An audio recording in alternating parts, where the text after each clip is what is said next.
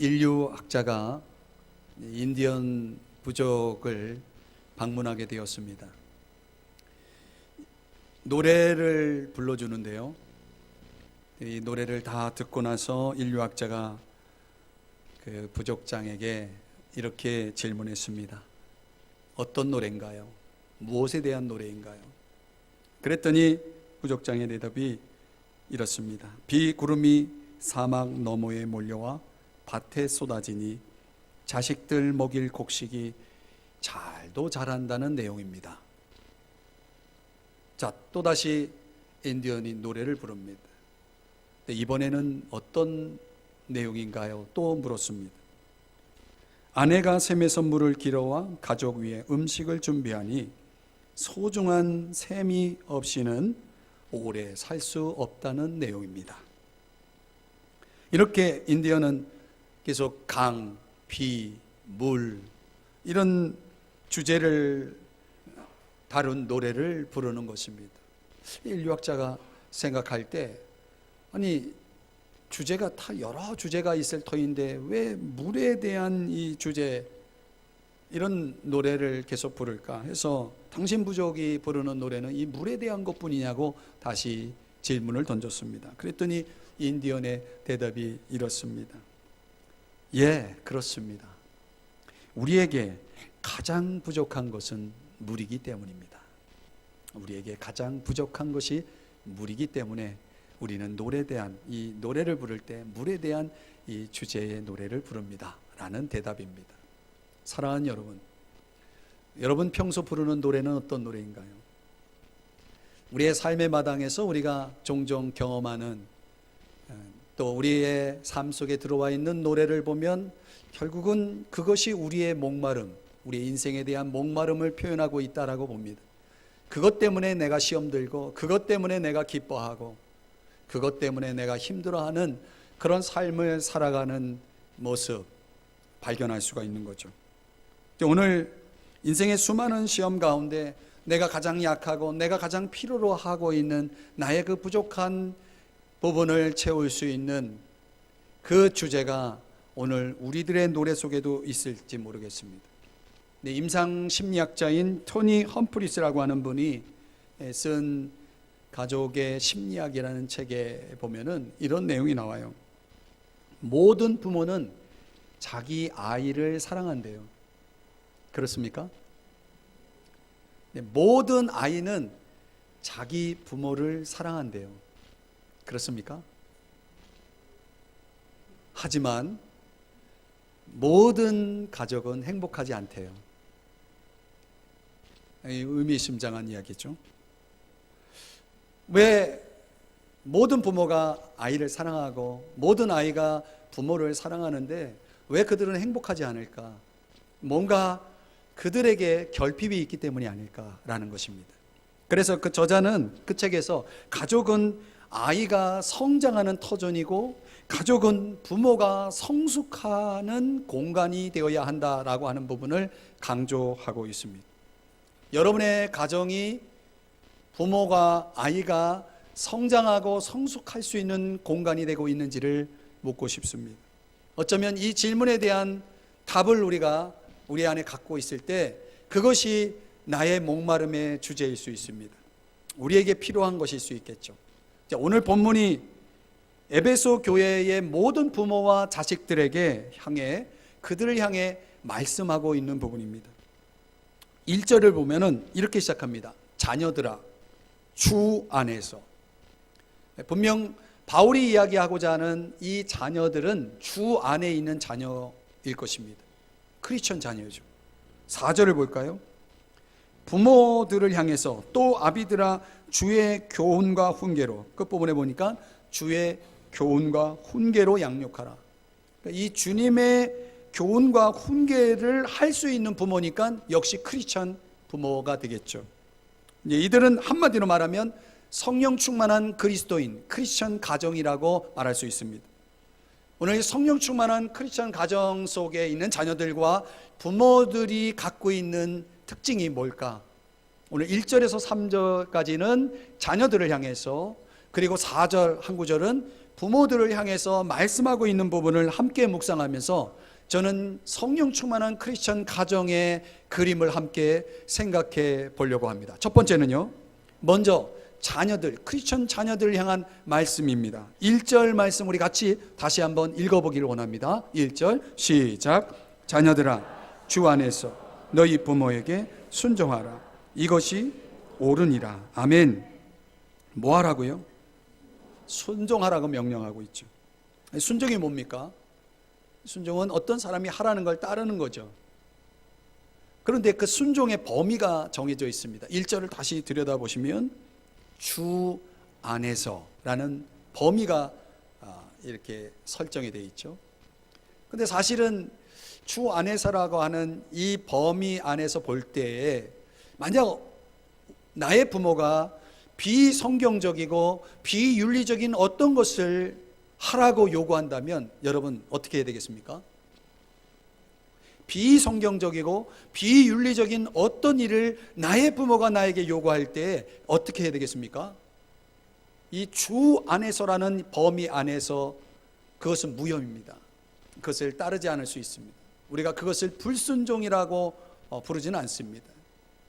사랑하는 여러분, 오늘 주 안에서라는 이 범위 안에서 볼 때에 분명히 그 범위 안에 들어와 있다면 우리는 순종해야 됩니다. 왜요? 이것이 옳으니라. 오늘 1절을 보시니까 이것이 옳으니라 라고 말하고 있습니다. 이 옳다, 디카이온이라고 하는 이 단어의 이 설명을 좀 해보면 마땅하다, 합당하다 이런 뜻입니다. 일종의 인륜이죠. 자연의 법칙입니다. 성경에는 183번 정도 나오는 단어인데 이 디카이온이라고 하는 것은 자연의 법칙을 강조하고 있는 것입니다. 마땅하다는 것이죠. 골로새서 3장 20절 말씀에 이런 내용이 나오는데 한번 같이 자막을 보시면서 읽어볼까요? 시작. 자녀들아, 모든 일에 부모에게 순종하라. 이는 주 안에서 기쁘게 하는 것이니라. 자, 여기 말씀하고 있는 내용을 보니까 순종하는 것을 누가요? 주님이 기뻐하신다라고 말씀하고 있습니다. 우리가 읽은 에베소 6장 1절에서는 마땅한 일이다, 자연의 법칙이다라고 하는 것을 강조하는 차원에서 순종을 이야기하는데 이 골로새서에서는 주님이 그걸 기뻐한다는 거예요. 그러니까 여러분, 이 자연의 원리를 따르는 것조차도 주님의 기쁨 속에 들어와 있다는 것이죠. 순종은 하나님이 기뻐하시는 것입니다. 그런데요, 성경의 예를 한번 찾아보겠습니다. 예레미야 35장의 말씀인데 예레미야 35장 5절 말씀 한번 같이 또 읽어보겠습니다. 5절 6절 두 구절인데 5절 먼저 읽습니다. 시작. 내가 레갑 사람들의 후손들 앞에 포도주가 가득한 종지와 술잔을 놓고 마시라 권하며, 그 다음 6절 그들이 이르되, 시작. 그들이 이르되 우리는 포도주를 마시지 아니하겠노라. 레갑의 아들 우리 손주 요나답이 우리에게 명령하여 이르기를 너희와 너희 자손은 영원히 포도주를 마시지 말며. 자, 무슨 내용이냐면 포도주를 마실 상황이 생긴 거예요. 자, 술잔이 내 앞에 놓여졌고 마시라 권하는 것입니다. 그런데 이 레갑 사람들의 후손들, 이 레갑 가문의 후손들이 그 포도주를 거부합니다. 우리는 마시지 않겠다. 이유가 뭐냐 했더니 우리 선조 요나답이, 우리 조상 요나답이 우리에게 명령한 것이다. 일종의 그 가문의 전통인 것이죠. 여러분, 내 아버지도 아니고 내 바로 아버지의 아버지일 수도 있고 그 전일 수도 있는 이 선조 요나답이 우리에게 명령한 것을 그 후손이 뭐 하고 있어요? 순종하고 있는 것이에요. 그 가문의 전통을 따르고 있다라고 하는 차원에서 자연의 법칙을 따르고 있습니다. 부모에게 순종하는 거죠. 그런 것을 하나님은 어떻게 생각하실까? 예레미야 35장 19절 말씀인데요. 또 한번 같이 읽어봐요. 시작. 그러므로 만군의 여호와 이스라엘의 하나님께서 이와 같이 말씀하시니라. 레갑의 아들 요나답에게서 내 앞에 설 사람이 영원히 끊어지지 아니하리라 하시니라. 아멘. 그러니까 이 레갑의 아들 요나답에게서 그 후손들이 이제 그 포도주를 마시지 않는 전통에 순종할 때에 하나님께서 그걸 기뻐하셨나 봐요. 하나님이 어떤 약속을 주시냐면 내 앞에 설 사람이 영원히 끊어지지 않을 것이다. 그러니까 쉽게 얘기하면 그 요나답의 후손들에게 뭘 약속하는 겁니까? 아름다운 삶을 살게 될 것을 약속하고 있는 것입니다. 그들이 잘 되어지고 정말 아름다운 그런 삶을 살아갈 것에 대한 그런 주님의 약속이 주어져 있는 것을 봅니다. 사랑하는 여러분, 우리가 이 인륜을 따를 때 자연의 법칙을 따르는 것조차도 하나님 말씀의 차원에서만 아니라 그 자연의 법칙을 따르는 것만으로도 주님이 기뻐하신다는 사실을 우리가 성경의 예를 통해서 찾아볼 수가 있는 것입니다. 그런데 2절입니다. 우리 같이 2절 같이 함께 읽어봅니다. 시작. 내 아버지와 어머니를 공경하라. 이것은 약속이 있는 첫 계명이니. 자, 여기 공경하라는 단어가 나와요. 1절에서는 순종하라, 2절에서는 공경하라. 무슨 차이가 있는가? 이 공경이라는 티마오라고 하는 단어는 높이 평가하다, 가치를 두다, 높이 섬기고 사랑하다, 이런 뜻을 가지고 있는 단어입니다. 이 티마오라고 하는 단어 속에는 존경이 들어가 있고요, 사랑이 들어가 있는 것입니다. 그런데 여러분, 우리가 일상 속에서 경험하는 게 뭐냐면 우리가 충분히 순종할 수가 있어요. 우리가 부모에게 순종할 수 있죠. 그러나 공경하지 않을 수는 있어요. 공경이 없는 순종이 가능하다는 것입니다. 무슨 얘기냐면 부모이기 때문에 내가 따르지만은 마음속에 부모에 대한 사랑이 없는 거예요. 부모에 대한 존경이 없는 거죠. 가능할 수 있습니다. 그러니까 엄밀한 의미에서 보면 순종보다는 공경이 더 위에 있습니다. 그러니까 우리가 부모를 대하는 우리의 태도 속에, 자녀들이 가지고 있는 이 태도 속에 순종이라는 것도 귀하지만은 거기에 또 하나님의 그런 축복하심이, 하나님이 기뻐하심이 있지만 공경을 하나님 더 귀하게 본다는 거죠. 순종은 외적인 거라면 공경은 내적인 것이죠. 마음속에 있는 그 사랑과 공경이 그 외적인 것과 내적인 것이 만나서 결합되면 이 부모를 최고로 대하는 것입니다. 근데 그렇게 공경하라, 티마오를 말씀하는 이 명령을 하시는 하나님 뜻이 뭐냐 보니까 2절 끝부분에 보니까 이것은 뭐다? 약속이 있는 첫 계명이다. 이 첫자라는 단어가 중요합니다. 이게 유대 랍비 전승에 의하면 첫째, 둘째, 셋째를 말할 때 쓰는 첫이라는 단어가 아니고 이 첫이라고 하는 이 단어는 가장 중요하다는 의미를 갖습니다. 이 유대 랍비들이 사용할 때 이 첫이라고 하는 이 단어는 가장 중요하다, 그러면서 가장 지키기가 어렵다라고 하는 의미를 가진 단어라는 거예요. 그렇기 때문에 너무나 중요하기 때문에 또 이렇게 살기가 너무나 어렵기 때문에 여기에 뭐가 있습니까? 약속이 있는 거예요. 그 약속이 뭐냐? 3절입니다. 한번 같이 읽어볼게요. 시작. 이로써 내가 잘되고 땅에서 장수하리라. 성경에는 균형이라는 것이 있습니다. 저를 보실래요? 잘 된다는 것은 질적인 것을 얘기합니다. 장수는 양적인 겁니다. 여러분, 오래 살고 싶죠? 제가 좀 주저했는데 오래 사는 게 좋죠?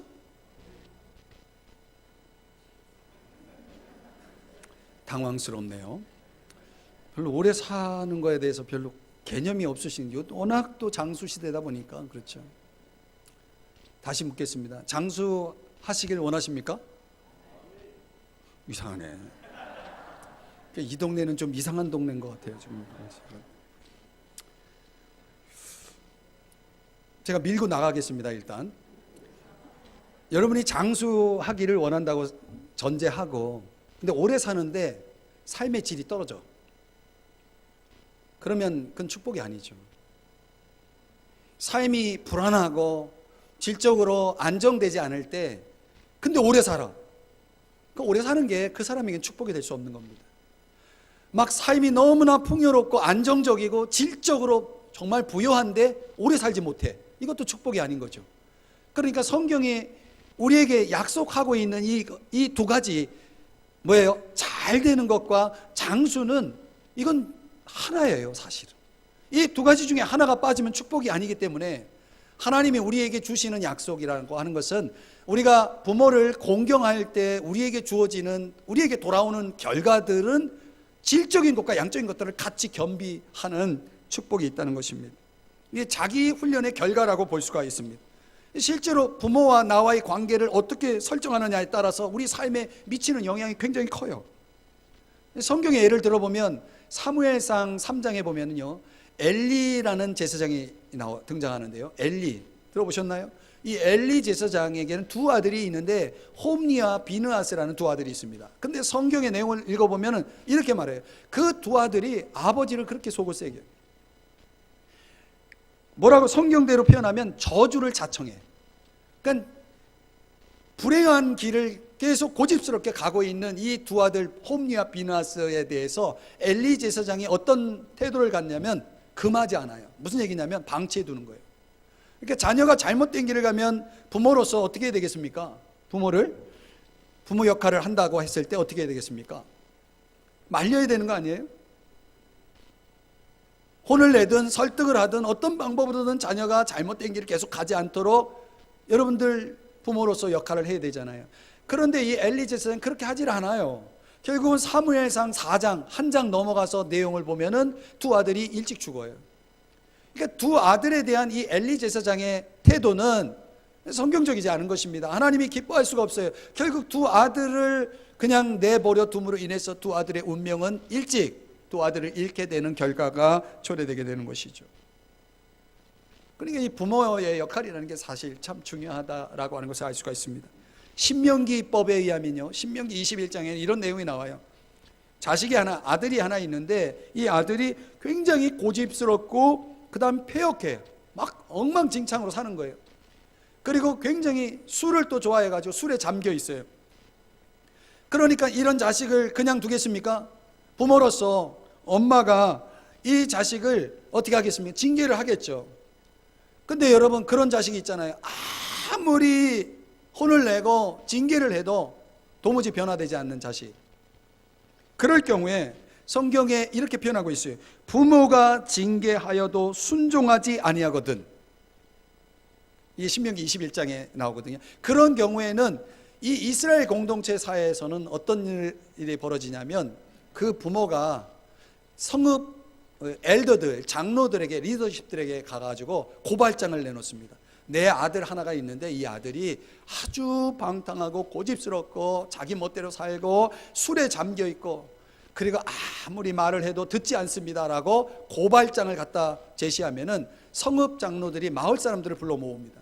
그리고 그 아들을 가운데다 두고 돌에 쳐서 죽여요. 이게 신명기법입니다. 근데 왜 그렇게 이런 잔인한 조치를 하느냐? 이 공동체적인 응징은 소위 말하면 일벌백계입니다. 그러니까 이 방탕한 자녀를 둔 가정을 올바로 조치를 취함으로 인해서 나머지 모든 가정의 방탕한 아들들을 경계하는 거죠. 그들에게 주의를 주는 거죠. 이렇게 살다가는 하나님 그리고 부모가 주는 지혜를 따르지 않는 이 반항적인 삶을 살다가는 희망이 없다라는 것을 일종의 그런 메시지를 던져주는 것입니다.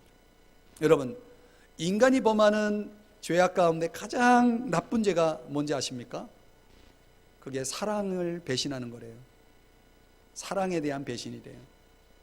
우리 인간은 평생 사랑을 배우며 사는 존재라고 합니다. 그거를 C.S. 루이스가 이렇게 설명해요. 남자와 여자가 사랑하는 것을 에로스라고 얘기합니다. 그 에로스의 결과가 뭡니까? 저와 여러분이죠. 우리가 태어나는 것입니다. 사람이 태어나기 위해서는 에로스를 전제로 합니다. 남녀의 사랑에 의해서 태어납니다. 태어나고 나면 스톨게가 기다리고 있는 것입니다. 스톨게는 부모의 사랑입니다. 이 부모의 사랑에 의해서 자녀들은 성장하고 양육됩니다. 이 스톨게가 지나가면 필레오라는 것이 기다리고 있다는 거예요. 이게 친구, 우정, 친구 간의 사랑, 우정이죠. 우정에 의해서 인간은 성숙해져 간다는 것입니다. 근데 이 필레오가 지나면 뭐가 기다리고 있냐면 아가페가 기다리고 있다는 거예요. 아가페가 뭡니까? 신적 사랑이죠. 무조건적인 사랑. 하나님의 사랑입니다. 그래서 C.S. 루이스는 모든 사람들은 이 아가페 신적 사랑에 의해서 완성되어진다라고 설명을 합니다. 우리가 어떤 사랑에 머물러 있고 어떤 사랑을 경험하느냐에 따라서 그 사람의 인생의 수준이 결정나는 것이죠. 미국의 대통령 가운데 조지 워싱턴이라고 하는 대통령이 있는데 들어보셨을 겁니다. 이 조지 워싱턴의 원래 꿈은 바다의 사람, 선장이 되는 거였대요. 선장. 얼마나 멋있습니까? 이 선장이 되기 위해서 이제 배를 타려고 가는데 그 엄마가, 워싱턴의 엄마가 워싱턴 손을 딱 잡고 아무 말 하지 않고 계속 울더랍니다. 아무 말 하지 않고 손을 놓지 않고 그 손을 잡고 계속 우는 거예요. 그러니까 이 워싱턴이 그 자기 손을 잡고 놔주질 않고 도대체 계속 아무 말씀 없이 울고만 있는 그 어머니를 보면서 마음을 바꿔요. 생각을 바꿔요. 왜 생각을 바꿨는가? 저렇게 나의 어머니가 눈에서 눈물이 그치질 않는데 내 어머니를 저렇게 울게 하는 길을 내가 꼭 가야 하느냐? 우리 어머니를 울게 하는 자식이 돼서는 안 되겠다 해서 그 워싱턴이 이 선장의 꿈을 접었다는 얘기입니다. 그 선장의 꿈을 접었기 때문에 그가 뭐가 됐습니까? 대통령이 됐다니까요. 여러분, 사람의 운명이라는 것이 이렇게 아무것도 아닌 것 같은데 사실은 이런 사건들이 우리 삶 속에 들어와 있는 것이죠. 어머니의 눈물은 위대한 눈물이 됐던 겁니다. 대통령 아들을 만드는 눈물이 되었던 거죠. 또 선장의 길이 아니라 대통령의 자리에 들어갈 수 있는 어머니의 눈물 덕분에 그 아들 워싱턴은 자신의 인생에 있어서 위대한 역사적 인물이 될 수가 있었다는 거죠. 잘 되는 일은 분명히 진리입니다. 부모에게 순종하고 그리고 공경할 수 있다면, 외적으로 순종하고 내적으로 그분을, 부모를 존중하고 그리고 사랑할 수만 있다면 여러분, 저와 여러분이 잘 될 줄 믿습니다. 장수할 줄 믿습니다. 자, 그렇다면 1절에서 3절 이 세 구절에 대해서 자녀들을 향해 말씀하고 있는 것으로 오늘 끝나는 것이 아니라 4절 한 구절이 남았습니다. 이제 부모를 향한 말씀입니다. 4절 다 같이 함께 읽어봅니다. 시작. 또 아비들아, 너희 자녀를 노엽게 하지 말고 오직 주의 교훈과 훈계로 양육하라. 아멘. 여기 아비드라라고 시작됐는데 어미들은 어디 갔나요? 잠시 외출했나요? 이건 히브리 문화를 좀 이해를 해야 하는데, 어떤 유대적 배경을 생각해 보면 사실은 여기 아비들은 가정의 대표를 의미합니다. 자녀 교육에 책임 있는 역할이 누구에게 주어져 있냐면 유대적으로 보면 아버지에게 주어져 있는 것입니다. 여러분은 여러분의 가정에 자녀 교육을 누가 쥐고 있나요? 아빠인가요? 엄마인가요? 공동입니까? 이제 우리 사회를 보면 거의 엄마가 자녀 교육을 책임지고 있죠. 아빠는 뭐 하죠? 아빠는 뭐 합니까? 나가서 돈 벌죠. 이게 유대적 개념으로 보면, 성경적 개념으로 보면 그게 잘못됐다는 거예요. 헬라적 문화예요, 이게. 남자는 나가서 돈만 벌고 여자는 집안에서 살림하면서 아이들 책임지고, 이게 헬라 문화예요. 그러니까 우리도 사실은 헬라 문화 속에 젖어 있는 거죠. 근데 사실은 이게 잘못됐다는 거예요. 성경은 아비들아, 구체적으로 가정의 대표성을 취하면서, 그렇다고 어미들은 뭐 뒷짐지고 있으라는 얘기입니까? 그건 아니에요.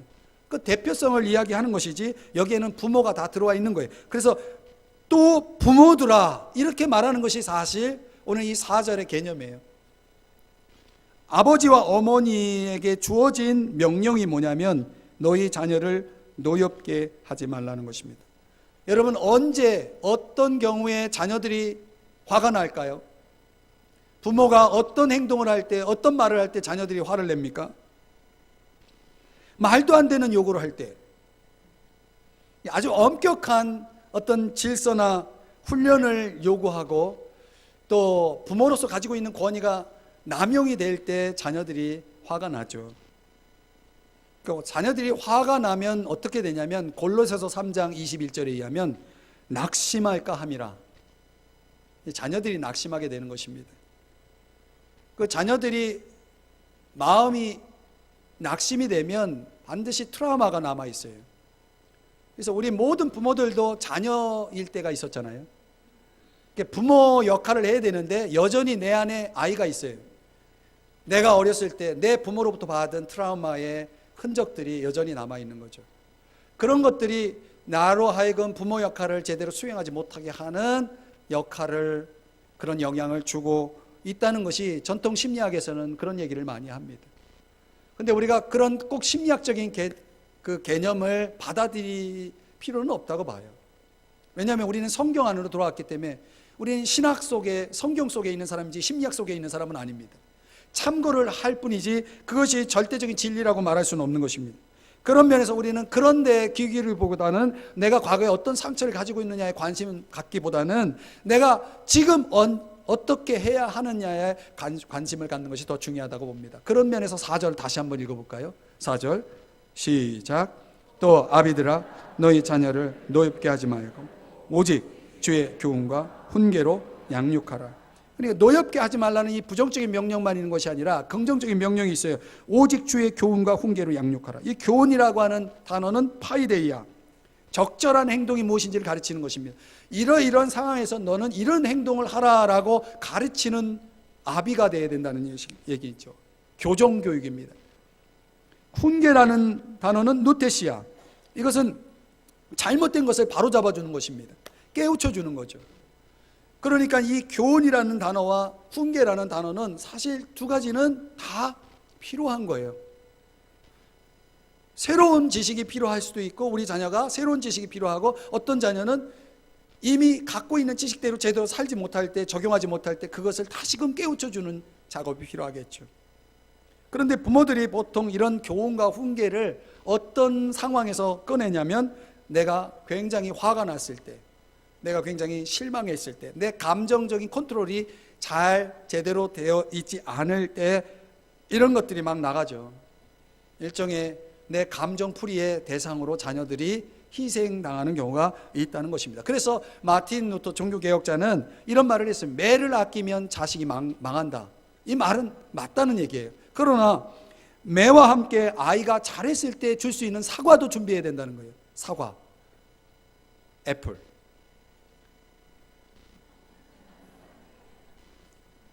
매만 가지고 있지 말고 사과도 들고 있으라는 거예요. 근데 어떤 부모는 늘 꾸짖어. 그래서 부모로부터 내가 칭찬을 받아본 적이 없어. 이런 자녀들은요, 그가 나중에 아비가 되어서도 똑같이 합니다.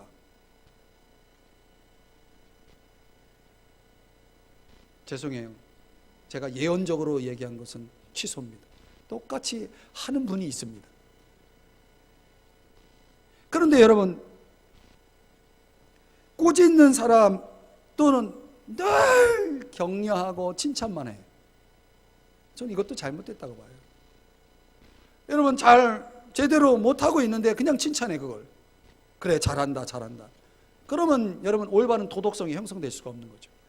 그러니까 사실은 꾸짖음과 책망이라는 것과 칭찬이라는 것은 동전의 양면이에요. 이 두 가지를 여러분 스포츠에 보면은 어느 쪽에 설 것인가 이 동전을 던지지 않습니까? 왼쪽이 나올 수도 있고 앞면이 나올 수도 있고 뒷면이 나올 수도 있는 거죠. 그런 거를 적절하게 사용할 줄 아는 부모가 되어야 됩니다. 그래서 양육이라고 하는 이 단어는 육적이고 영적인 필요를 공급한다는 얘기인데 그런 필요들을 그때그때 적절하게 공급할 수 있는 부모가 되려면 그 부모가 주 안에 있어야 돼요.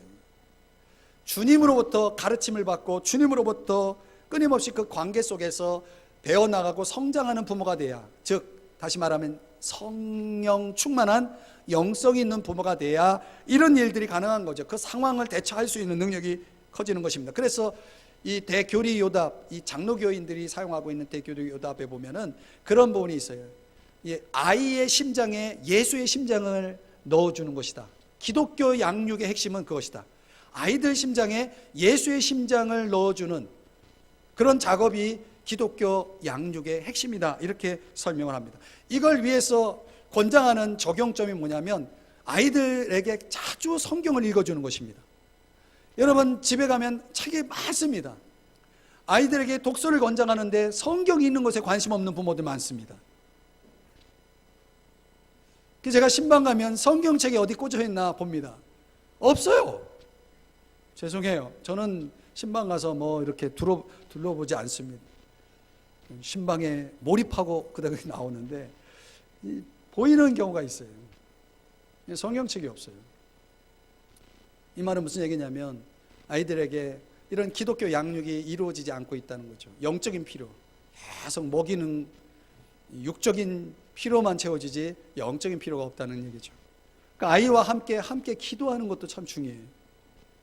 그리고 필요하다면 여러분 교회가 참 중요하다. 아이들에게 교회 가기 싫어하는 아이들 그래 너 하고 싶은 대로 해라가 아니라 교회가 왜 중요한지를 설명할 수 있는 그 교회론적인 그런 이해를 가지고 있는 부모가 되어야 됩니다. 그래서 자녀들로 하여금 교회를 안 가면 안 되는 자녀로 만들어야 됩니다. 그래 더 나가서 여러분들이 롤 모델이 되어야 되겠죠. 내가 주 안에 있음으로 인해서 내 부모로서 내가 이렇게 변화되었다라고 하는 것을 자녀들에게 보여줄 수 있어야 되겠죠. 이것이 아이의 심장에 예수의 심장을 심어주는 작업입니다. 이 자녀들의 관점에서 우리가 생각해 보면 모든 것이 그렇게 이해가 될 수 있는 거죠. 근데 이 부모의 관점에서 자녀를 볼 때마다 이해가 되지 않는 경우가 많아요. 옛날에는 뭐 지금은 많이 바뀌었지만은 옛날에는 학기말이 되면 성적표를 받아올 때 어떤 식으로 받아왔습니까? 수, 우, 미, 양, 가. 근데 계속 보니까 양양양 가가 양양 가가가 뚜껑 열리는 거죠. 왜 그렇게 생각하냐면 양 가는 뭐예요? 이건 30점 40점이라는 거예요. 100점 만점에 그런 각도에서 부모로서 자녀들을 보니까 이건 매밖에 없는 거죠. 이 모양이냐 말이죠. 그러면서 근데 여러분 수, 우, 미, 양가 이거 다 좋은 한자예요. 가자가 오를 가자를 써요. 양자가 훌륭할 양자예요. 미는 아름다울 미. 또 우는 우량우. 수는 빼어날 수. 수우미양가 중에 나쁜 게 하나도 없어요. 가로 도배를 했어도 이 아이는 참 옳은 아이구나 이렇게 생각하고 칭찬해 줘야 돼요. 격려해 줘야 돼요. 여러분 자식이 누구 겁니까? 시편 127편 3절에 보면 한번 볼까요? 같이 읽어봐요. 시작. 보라 자식들은 여호와의 기업이요. 거기까지 여호와의 기업이요. 누구 거예요? 하나님의 거예요. 그러니까 우리가 하나님의 관점을 놓지 말아야 됩니다. 부모들이 종종 하나님의 관점을 잃어버려요. 내 판단에 의해서 내가 생각하는 어떤 기준에 의해서 자녀들을 판단하다 보면 종종 자녀들이 잘못돼 가는 경우가 많아요. 그래서 우리 부모들이 영성 있는 부모가 되어야 되는 거죠. 여러분 강자, 돈자, 욱자라는 사람을 아십니까? 이분은 교육가이면서 아주 믿음 좋은 장로입니다. 이분이 딸을 하나 낳는데 이 딸 이름을 반석이라고 줬어요. 강반석. 얼마나 신앙이 좋은 장로님이고 아버지입니까? 딸 이름을 반석으로 줬어요. 반석이 뭐예요? 무슨 뜻이에요? 여러분 베드로에게 예수님이 그 이름을 붙여주지 않습니까? 반석이라는 뜻이잖아요. 흔들리지 않는 그런 믿음을 가지고 살라는 그런 의미에서 반석이라는 이름을 지어줍니다. 근데 이 강반석 딸이 이 동네 믿음 좋은 남자랑 사랑에 빠져가지고 결혼을 하게 되는데 그의 이름이 김형직입니다. 이 김형직과 강반석 이 두 사람이 결혼해가지고 또 자식을 낳았어요. 그 낳은 자식의 이름이 김일성이에요. 원래 이름은 김성주. 근데 이 강반석 어머니와 김형직 아버지가 얼마나 자녀를 귀하게 여겼는지 이 김일성에게 좋은 걸 다 줍니다. 아주 예리한 날카로운 카리스마 리더십을 심어주고 풍채 좋은 외모를 주고 좋은 걸 다 줬는데 딱 한 가지만 빼고 신앙을 주지 못했어요. 김일성에게 신앙을 주지 못했어요. 그래서 이 김일성의 자서전에 이런 내용이 나온다는 거예요. 어머니는 일요일마다 내 손을 붙들고 교회 갔다. 목사의 설교는 지루했다. 어머니는 계속 졸고 있었다. 이게 김일성의 자서전에 나오는 내용이라는 거예요. 여러분, 그 김영직 아버지가 강반석 어머니가 제대로 된 영성을 가지고 자녀에게 기독교적 양육을 해줄 수 있었다면 우리나라가 이런 남북 분단의 아픔을 겪지 않을 수 있었는데, 이게 역사적으로 보면 굉장히 슬픈 이야기예요. 결국 이 우리나라가 겪고 있는 이 분단의 아픔은 한 부부가 자녀를 기독교적인 양육 제공을 공급을 못해서 벌어진 결과물이라는 것입니다. 여러분, 영적인 경험 없는 부모가 자녀에게 영적인 경험을 나눌 수가 없는 거죠. 자식이 내 마음대로 안 되죠. 그래서 사실은 어려서 이루어져야 돼요. 이런 작업들이. 다 큰 자녀들에게 이제는 자기도 다 컸다고 말 안 들어요. 그래서 어려서부터 이런 것들에 대한 관심을 갖고 힘을 써야 되는데, 우리가 믿는 부모의 영향력 아래서 큰 믿음의 유산을 잘 이어받아서 레갑 가문처럼 그 전통, 가문의 신앙적 전통을 이어가는 이런 아름다운 순종과 그리고 아름다운 그 섬김이, 세움이 있다면 여러분, 얼마나 하나님이 축복하시겠어요. 그리고 그 축복된 가정을 통해서 얼마나 많은 사람들이 그 영향력 아래서 아름다운 경험들을 하겠습니까? 자녀를 노엽게 하지 말아야 됩니다. 그리고 우리가 사랑을 잃지 말고 잘못된 건 깨우쳐주고 올바름은 가르쳐주는 그런 영성 있는 부모가 되어야 됩니다. 기독교 심리학자 잭 볼스위기라고 하는 사람이 오늘의 가정들을 세 가지 유형으로 나눕니다. 전통적인 가정, 현대적인 가정, 성경적인 가정. 근데 이 전통적인 가정은 권위가 누구에게 있냐면 아버지에게 있습니다. 이 아버지는 이 전통을 강조하면서 아주 엄격한 질서 체계를 잡기 위해서 가족들을 다 휘어잡습니다. 그래서 종종 자유로운 분위기를 제공하지 않기 때문에 이 억압이라고 하는 분위기가 가정 전체 속에 흐르는 그런 모습입니다. 그런데 반대적으로 현대적인 가정이 있는데, 이 현대적인 가정에는 권위가 없습니다. 아버지도 어머니도 아이도 누구도 권위가 없습니다. 대신 모두가 다 자기 권위를 가지고 자기 하고 싶은 대로 자유롭게 자유분방하게 자기중심적으로 살아가는 것들입니다. 이러면 좋을 것 같죠. 이런 현대적인 가정들이 실제로 존재합니다. 그런데 이런 가정 속에는 이 볼스위기 얘기하는 핵심이 뭐냐면, 사실은 이런 가정이 굉장히 혼란스럽고 갈등이 많다는 거예요. 자기중심적으로 돌아가는 이 가정이 굉장히 자유롭기 때문에 좋을 것 같은데 그렇지 않다는 거예요. 이 볼스위기 우리에게 소개하고 있는 중요한 가정은 성경적인 가정입니다. 이 성경적인 가정의 권위는 누가 가지고 있습니까? 하나님이 가지고 있습니다. 모든 가족들이 하나님 중심으로 하나가 되어서 하나님 앞에서 함께 예배하고 하나님을 잘 섬기는 가정을 만들어가는 것입니다.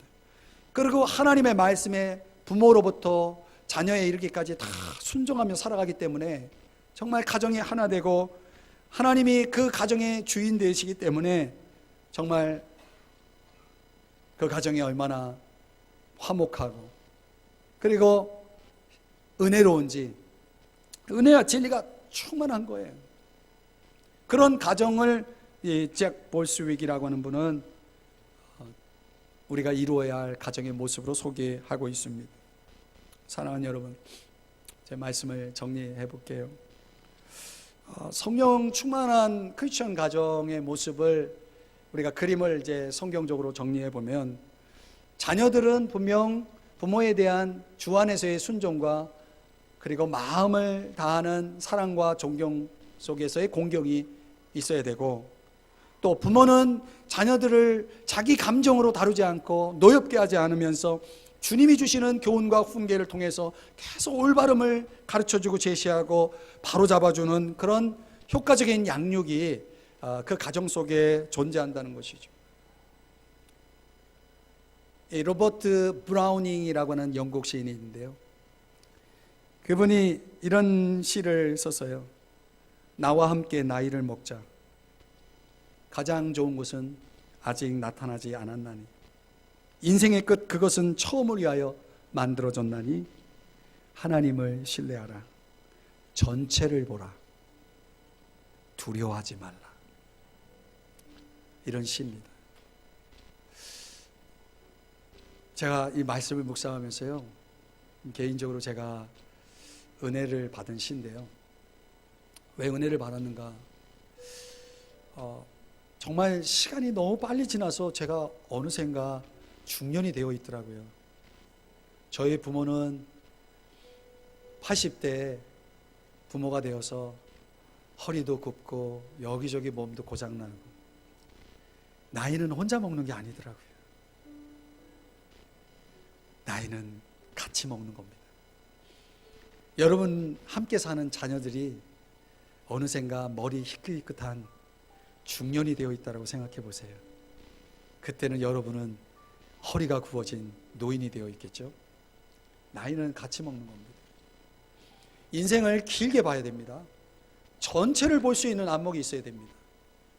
하나님 중심으로 성경적인 안목을 가지고 가장 좋은 것을 아직 주어져 있지 않지만 그 가장 좋은 것을 향해 나아갈 수 있는 가정이 되도록, 우리의 자녀들이 가장 좋은 것을 향해 나갈 수 있도록, 우리의 가족들이 다 가장 좋은 것을 향해 나아갈 수 있도록 그런 전체적인 그림을 가지고 갈 수 있는 그런 성경적인 가정은 될 수 없을까요? 오늘 우리에게 그런 중요한 키워드를 제시해 주고 있는 것입니다, 이 본문이. 그러니까 여러분, 우리가 지금 당장 행복하다고, 당장 좋다고, 여러분이 좋아하는, 여러분이 경험한 그 어떤 것을 향해 여러분 시간을 보내고 있는 동안, 자녀들은 어느샌가 나이가 들어가지고 더 이상 내 권위 아래 있지 않는 장성한 자녀가 되어서 자기 하고 싶은 대로 살아요. 시간은 기다려주지 않습니다, 여러분. 성경적인 가정을 이룰 수 있는 시간은 우리에게 그렇게 항상 주어져 있지 않습니다. 저는 그래서 오늘 이 설교를 듣고 돌아가는 여러분들이 오늘 이 시간 결단했으면 좋겠어요. 우리의 가정이 늦지 않았다. 지금이라도 성경적인 가정으로 돌아가자.